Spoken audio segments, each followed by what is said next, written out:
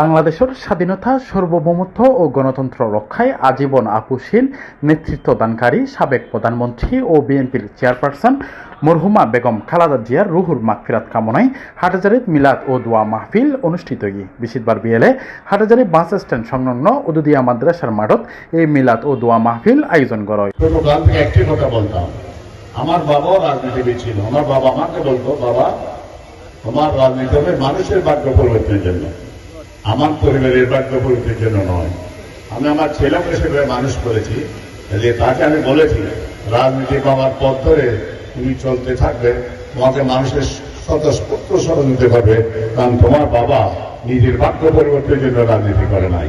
অনুষ্ঠান আয়োজন করে হাটহাজারী উপজেলা বিএনপি, পৌরসভা বিএনপি ও চট্টগ্রাম সিটি কর্পোরেশন 1 ও 2 নম্বর ওয়ার্ডের বিএনপি ও অঙ্গ সহযোগী সংগঠনের নেতাকর্মী একল। অনুষ্ঠানত প্রধান অতিথি হিসেবে উপস্থিত আছিল সাবেক বেসামরিক বিমান পরিবহন ও পর্যটন মন্ত্রী মীর মোহাম্মদ নাসির উদ্দিন।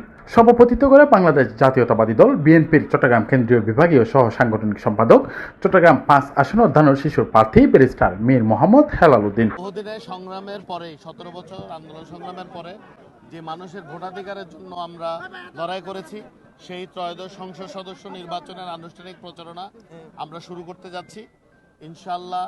আমি বিশ্বাস করি চট্টগ্রামে, বিশেষ করে চট্টগ্রাম 5 হাজারের বাইরের অংশে ধানের শীষের পক্ষে মানুষের গণরায় ইতিমধ্যেই তারা প্রকাশ করেছে তাদের সমর্থনের মাধ্যমে। ইনশাআল্লাহ ফেব্রুয়ারির 12 তারিখ ব্যালটের মাধ্যমে তারা আবারও এটা প্রমাণ করবে বলে আমি বিশ্বাস করি।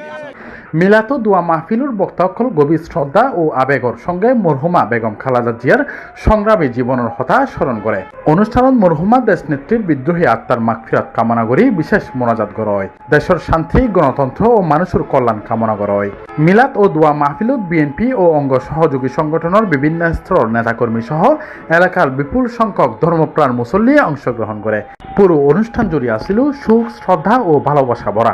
অনুষ্ঠানের শেষে ধানের শিশুর প্রার্থী ব্যারিস্টার মীর মোহাম্মদ হেলাল উদ্দিন হাটহাজারীর ঐতিহাসিক ও ধর্মীয় ব্যক্তি আল্লামা শাহ আহমদ শফি রহমতুল্লাহ আলাই এবং আল্লামা গাজী শেরেবাংলা রহমতুল্লাহ আলাই খবর জিয়ারত করে। প্রথম প্রায়োরিটি হচ্ছে যানজট নিরসন করা, কারণ হাটহাজারী থেকে আপনি বড়দিঘির পারে বলেন, চৌধুরীহাটে বলেন, অক্সিজেন মোড় বলেন, বিশেষ করে এই বাস স্ট্যান্ড থেকে নিয়ে যেই যানজটটা সৃষ্টি হয় এটা অসহনীয়।